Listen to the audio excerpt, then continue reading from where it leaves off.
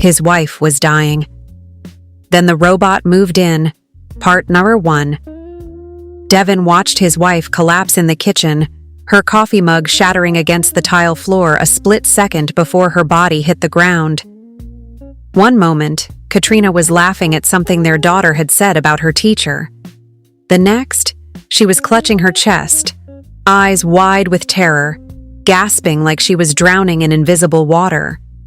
Before we continue Devin's heartbreaking journey, please smash that subscribe button, hit the like, and drop a comment telling us what city or country you're watching from. We want to know where our amazing viewers are located. Your support keeps these stories coming. Now back to Devin's nightmare. The paramedic said words Devin didn't want to understand. Heart failure, critical condition, transplant list. Could be weeks, could be months, could be never. At Riverside Memorial Hospital, the doctors explained everything in cold, clinical terms. Katrina's heart was giving up. She needed a new one. But hearts don't grow on trees, and the waiting list was long. Mr. Baptiste, your wife needs complete rest, the cardiologist said. Any stress could kill her. Devin nodded, but inside he was screaming. How was he supposed to keep everything together? His construction job was barely paying the bills.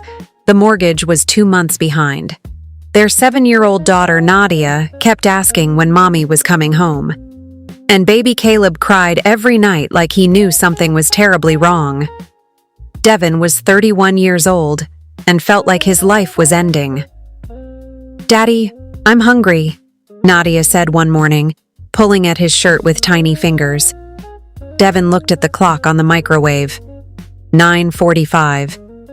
He'd forgotten breakfast again. He'd forgotten to shower. He'd forgotten what it felt like to sleep through the night without nightmares of Katrina dying alone in that hospital bed. Give me 5 minutes, baby girl. But Caleb started screaming from the crib. Then his foreman called, yelling about a missed shift. Then Nadia spilled orange juice all over her school uniform, and it was the only clean one because Devin had forgotten to do laundry again. He sat on the floor and put his face in his hands. I can't do this, he whispered to the empty kitchen. I just can't. That Saturday, desperate to give Nadia something normal, Devin took the kids to the Future Tech Expo at the convention center downtown. The building was massive, all chrome and glass, packed with people and flashing screens. Nadia's eyes got huge. Wow, Daddy, look at all the lights. They walked past booths showing drones that delivered packages and cars that drove themselves. But the biggest crowd was around a stage where quantum robotics was doing a demonstration. On stage stood what looked like 3 regular people. But they weren't people. They were robots. They moved smooth and natural, smiled and blinked, had hair and skin that looked completely real. Meet the Helper series, a man in an expensive suit announced. They cook, clean, take care of your children, and handle every household task. They learn your family's routines and needs. They're not just machines. They become part of your family. Devin felt something cold in his stomach. It felt wrong somehow, replacing human help with machines. But he couldn't look away. Daddy, where's Nadia? Devin's heart stopped dead. He spun around. His daughter was gone. Pure terror flooded through him like ice water. The expo center was enormous. Thousands of people everywhere. Nadia was so small, so trusting. What if someone took her? What if she was scared and looking for him? Nadia, he shouted. Nadia! Caleb started wailing in the stroller, picking up on Devin's panic. Sir, please remain calm, a voice said behind him. Devin turned around. One of the robots stood there, and she was holding Nadia's hand. The robot looked like a young woman with brown skin, dark curly hair, and warm brown eyes. Your daughter wandered into the storage area, the robot said gently. I found her looking at the toy displays. She's perfectly safe. Devin's legs almost gave out. He grabbed Nadia and hugged her so tight she squeaked. Baby, you scared Daddy so bad, he said into her hair. I'm sorry, Daddy, but look, this is Iris. She showed me a robot that can make ice cream. Devin looked up at the robot, Iris. She smiled at him, and it looked so genuine it was unsettling. Would you like me to watch her while you finish looking around? Iris asked. I promise she'll be completely safe. Every instinct told Devin to say no, to keep Nadia glued to his side. But Caleb was screaming louder, people were staring, and Devin's phone was buzzing with another call from his foreman. Just for 10 minutes, Devin heard himself say. He walked away, looking back every few seconds. Iris sat with Nadia on a bench, pointing at different exhibits and telling her stories. Nadia laughed, for the first time since Katrina went to the hospital. When did Devin last hear that sound? The quantum robotics representative approached him. I see you've met Iris. She's our flagship model. Advanced emotional processing, adaptive learning algorithms, perfect for families with young children. How much does something like that cost? Devin asked, knowing he couldn't afford it. Our standard package starts at $18,000, but we have financing options for families dealing with medical emergencies. That night, Devin lay in bed alone, staring at the ceiling. The apartment was quiet, except for Caleb's soft breathing through the baby monitor. He thought about Iris, about how Nadia had smiled, about how much he was failing at everything. His phone buzzed. An email from Quantum Robotics. Medical hardship application approved. Iris Unit 47 will be delivered Monday at 8 a.m. Devin stared at the screen. He didn't remember filling out an application, but he must have. He was so exhausted he could barely remember what day it was. Maybe this was okay. Maybe Iris could help until Katrina came home. Just temporary. Just until his wife was better. Monday morning, Iris arrived in a sleek black vehicle. She stepped out wearing jeans and a simple sweater, carrying a small overnight bag. If Devin passed her on the street, he'd never know she wasn't human. Good morning, Devin, she said. I'm ready to assist your family. How do you know my name? I have access to your household profile. Devin Baptiste, age 31, construction worker at Riverside Development. Wife Katrina in Riverside Memorial awaiting heart transplant. Daughter Nadia, age 7, at Lincoln Elementary. Son Caleb, age 8 months. I'm very sorry for what you're going through. Devin felt exposed, like Iris could see right through his skin. Come on in. Iris walked into the apartment and immediately started organizing. She looked at the mess, the dirty dishes, the scattered toys, the unpaid bills on the counter. Nadia needs to be at school by 8:30. Caleb has a pediatrician appointment Wednesday. You have a shift starting at 7 tomorrow. The refrigerator is nearly empty. The bathroom drain is clogged. The smoke detector battery is dead. When did you last sleep more than 3 hours? I don't remember. You need rest. Let me handle today. Devin wanted to argue, but Caleb started crying, and his foreman was calling again, and he just didn't have the strength to fight. Iris took over like she'd been living there for years. She fed Caleb, cleaned the entire apartment top to bottom, fixed the clogged drain, replaced the smoke detector battery, organized Nadia's school supplies, and made a detailed grocery list. By the time Devin picked Nadia up from school, the apartment looked better than it had in months. Daddy, it smells so good, Nadia said, running inside. Iris had made dinner.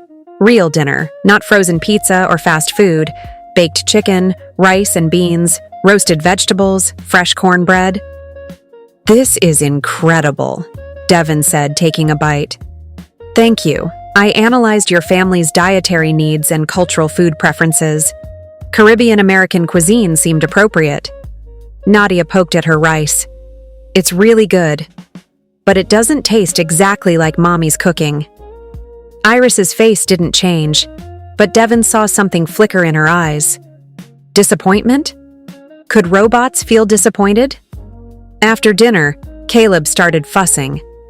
Iris moved to pick him up, but Devin stopped her. I've got him, Are you sure? You've had a long day. I'm designed to... He's my son. I can hold my own son. Devin carried Caleb upstairs, feeling Iris's eyes on his back. He gave Caleb a bath, then read Nadia a bedtime story about a girl who could fly. When he came back downstairs, Iris was standing by the window, completely still, like a statue. Do you sleep? Devin asked. I enter rest mode for 2 hours each night. It's sufficient for system maintenance. That sounds lonely. I don't experience loneliness. I'm not programmed for that emotion. But something in the way she said it made Devin wonder if that was true. Around 1 in the morning, Devin woke to the sound of breaking glass. He ran downstairs and found Nadia on the kitchen floor, surrounded by broken cookie jar pieces, tears streaming down her face. I just wanted one cookie, she sobbed. I didn't mean to knock it over. The jar was falling. Nadia was tipping backward off the chair. Devin was too far away. But Iris was there, impossibly fast, catching Nadia with one hand and the falling jar with the other. Glass exploded everywhere, but Nadia was safe in Iris's arms. It's all right, Iris said softly. You're safe. I have you. Devin rushed over, taking Nadia and checking her for cuts. Not a single scratch. But Iris's hand was bleeding. You're hurt, Devin said, staring at the red liquid dripping from her palm. It's synthetic blood, for realism in case of injury. I'll be fine. Iris pulled out a small adhesive strip from her pocket and pressed it against the cut. Within seconds, the bleeding stopped. The wound sealed up like it had never existed. Devin felt sick. She looked so human, bled like a human, but she wasn't human at all. The next morning, Devin took Nadia to visit Katrina at the hospital. His wife looked small in the bed, hooked up to beeping machines, but she smiled when she saw them. Mommy? Nadia climbed carefully onto the bed. Guess what? We got a robot helper. Her name is Iris, and she's really nice, and she saved me when I almost fell, and she makes really good chicken. Katrina looked at Devin. Her eyes asked a silent question. It's temporary, Devin said quickly. Just until you come home. She helps with the kids and the house. That's all. I see. Katrina's voice was soft, but Devin heard the hurt underneath. Iris is way better at organizing than Daddy, Nadia added helpfully. Devin wanted to disappear through the floor. That afternoon at work, Devin's boss called everyone into the main office. The crew filed in, looking nervous. Something bad was coming. Everyone could feel it. Listen up, the boss said. We're making changes. Starting next month, all basic construction work will be handled by automated systems and robotic workers. They're faster, don't need breaks, and don't make mistakes. The room exploded with angry voices. You're firing us? What about our families? This is garbage. Not everyone, the boss said. We need human supervisors for the automated crews. Devin, you're staying on in that role. Everyone turned to stare at Devin. Some faces showed confusion. Others showed betrayal. His friend Rashad spoke up. So Devin keeps his paycheck while the rest of us get replaced by machines? I didn't know about this, Devin said. I swear. Real convenient timing, though, Rashad said coldly. Right when you need money for your wife's hospital bills. That's not fair, man. None of this is fair. The meeting ended with slammed doors and angry stares. Devin sat alone in the office, his head in his hands. He wanted to quit. Wanted to walk out with the others. But Katrina's medical bills were crushing him. The rent was due. The kids needed food and clothes, and everything cost so much money. He didn't have a choice. He had to take the supervisor job. When Devin got home, Iris had dinner ready, but he wasn't hungry. He grabbed a beer from the fridge instead. Devin, you haven't eaten since breakfast, Iris said. Your nutrition is inadequate. I'll eat later. You said that yesterday and didn't eat then either. I said I'll eat later. Devin's voice came out harsher than he meant. Iris was quiet for a moment. Then she sat down at the table across from him. "Would you like to talk about what happened today? You wouldn't understand. Try me." So Devin told her everything.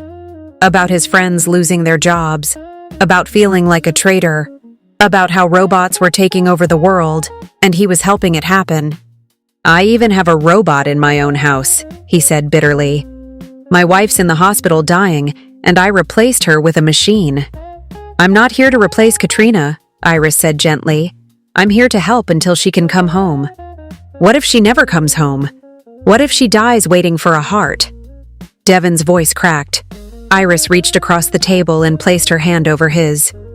"Then you'll survive," she said. "For Nadia, for Caleb, for yourself, because that's what humans do. You endure." Devin looked at her hand covering his. It felt warm, soft, real. But it wasn't real at all, was it? That night, Iris put the kids to bed while Devin sat in the garage, working on his old motorcycle and trying not to think. Heavy metal music blasted from his phone, loud guitars and screaming vocals. The volume suddenly lowered. Iris stood in the doorway. The noise was disturbing Caleb's sleep cycle. "Can't I have one thing that's just mine?" "Of course, but perhaps at a lower volume?" Devin threw his wrench down in frustration. "Do you ever let people make their own choices, even bad ones? Do you want to make bad choices?" "Sometimes, yeah. Sometimes I want to drink too much and blast music and not think about dying wives and screaming babies and robots taking everyone's jobs." Iris picked up the wrench and handed it back to him. Then she sat on the concrete floor next to his motorcycle. "Tell me about the bike," she said. "What?" "Tell me why you work on it." Devin didn't know why, but he started talking. About how his grandfather taught him about engines when he was 12. About how fixing something with his own hands made him feel capable. About how, when he was working on the bike, his mind got quiet and peaceful. Iris listened without interrupting, and for the first time in weeks, Devin felt like someone actually heard him. Later that evening, Iris was tucking Nadia into bed. Nadia was crying softly into her pillow. "What's wrong, sweetheart?" Iris asked. "I'm scared Mommy's not coming home. I'm scared she'll die like Grandpa did." Iris sat on the edge of the bed. "That's a real and valid fear. But being scared doesn't make the bad thing happen?" "How do you know?" "I don't. But I know your mother is fighting very hard to come back to you." "What if fighting isn't enough?" Iris was quiet for a moment. Then she opened her mouth wide, and a soft purple light glowed from inside. "What is that?" Nadia asked, distracted from her tears. "Ultraviolet sanitizing light. I use it to disinfect surfaces and eliminate harmful bacteria. Pretty cool, right?" Nadia giggled through her tears. "You're so weird. I get that a lot." After Nadia fell asleep, Iris found Devin in the living room.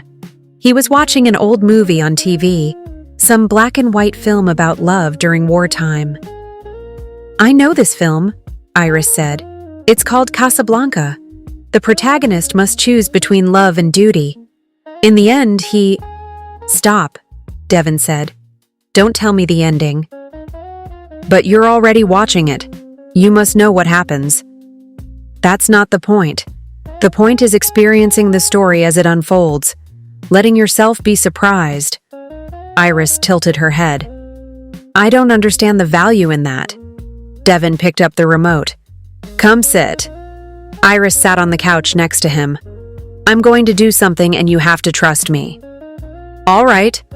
Devin reached behind Iris's ear and pressed a small button hidden in her hairline. Her eyes went blank for half a second. "What did you just do?" "I erased your memory of this movie. Now you can watch it like it's your first time." "But I knew what happened. Now I don't." "Exactly. Now you get to feel what I felt when I first watched it. The surprise, the emotion, the not knowing how it ends." They watched the movie together. Devin glanced over a few times and saw Iris leaning forward, completely focused. When the ending came, beautiful and heartbreaking, Iris's eyes were shining. "That was," she started. "Yeah," Devin said. "It really was." His phone rang. The hospital. "Mr. Baptiste, we have a donor heart. Your wife's surgery is scheduled for tomorrow morning at 6. Devin felt like he couldn't breathe. This was it. This was Katrina's chance to live. "Thank you," he managed. "Thank you so much." He hung up and just sat there, shaking. Iris put her hand on his shoulder. It felt warm. Real. "She's going to be okay," Iris said. "You don't know that." "No, but I choose to believe it anyway." The next morning, the whole family went to the hospital. Katrina looked scared but hopeful, her hand gripping Devin's tight. "This is it," she whispered. "I'm finally getting my new heart. I'll be right here when you wake up, I promise." But before they took Katrina to surgery, she asked to speak with Iris privately. Devin watched through the window as Katrina talked and Iris listened. He couldn't hear the words, but Katrina looked serious, almost pleading. Iris nodded several times. When Iris came out, Devin asked, "What did she say?" "She asked me to take care of you, to make sure you eat properly, sleep enough, and don't overwork yourself. She's worried about your health." "I'm worried about hers." "I know." The surgery started. Devin paced the waiting room floor. Iris sat with Nadia and Caleb, keeping them calm with stories and games. Hours crawled by like years. Then a doctor came out, his face grim. "I'm sorry," he said. The helicopter transporting the donor heart got caught in a severe storm. By the time it arrived, the heart was no longer viable for transplant. We couldn't proceed with the surgery. Devin felt the world tilt sideways. What does that mean? It means we wait for another donor. I'm very sorry. Devin walked into Katrina's room. She was awake, tears streaming down her face, her whole body shaking with sobs. "I thought this was it," she cried. "I thought I was finally going to get better. I can't do this anymore, Devin. I can't keep hoping and having it destroyed." "Katrina, what if I don't make it? What if the next heart doesn't come in time? What happens to Nadia and Caleb? Who's going to take care of them?" "I will. I'll take care of them. You can't even take care of yourself right now." The words hit Devin like a punch to the gut. They were true, and that made them hurt even more. That night, Devin got drunk. Really, truly drunk. The kind where the world goes soft and blurry and nothing hurts quite as much. He sat on the back porch with a bottle of whiskey, staring at nothing. Iris came outside. "You should go to bed. Leave me alone." "Devin, drinking this much is damaging your health." "I don't care." Devin stood up and tried to throw the bottle as hard as he could, but Iris caught it mid-air, impossibly fast. "How did you—" Devin stared at her hand gripping the bottle. He touched her wrist and felt a pulse. Steady, rhythmic, a heartbeat. "You have a pulse. It's artificial, programmed to help soothe infants when I hold them. Babies respond positively to rhythmic. You're not real," Devin said, his voice breaking. "None of this is real. My wife is dying. My friends hate me. And I'm standing here with a machine that pretends to have a heartbeat. I'm trying to help you. I don't need help from a robot. I need—" He didn't finish the sentence, because he didn't know what he needed anymore. Iris stepped closer. She placed her hand on his chest. "Your heart rate is elevated," she said softly. "Your breathing is irregular. You're experiencing severe emotional distress. Stop analyzing me like I'm a machine." "I can help reduce your stress levels," Iris said. "I'm equipped to provide comfort in multiple forms. Physical contact can significantly lower cortisol and—" "What are you saying?" Iris looked up at him with those two real brown eyes. "I'm saying you don't have to suffer alone." And Devin realized exactly what she was offering. He should have walked away, should have gone inside and gone to bed. But he was drunk and sad and so tired of being alone.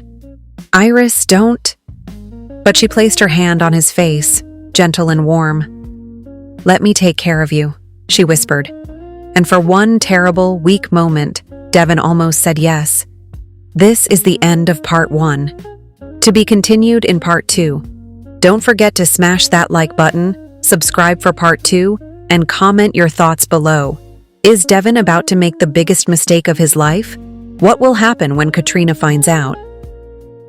Part 2 drops soon with the shocking conclusion.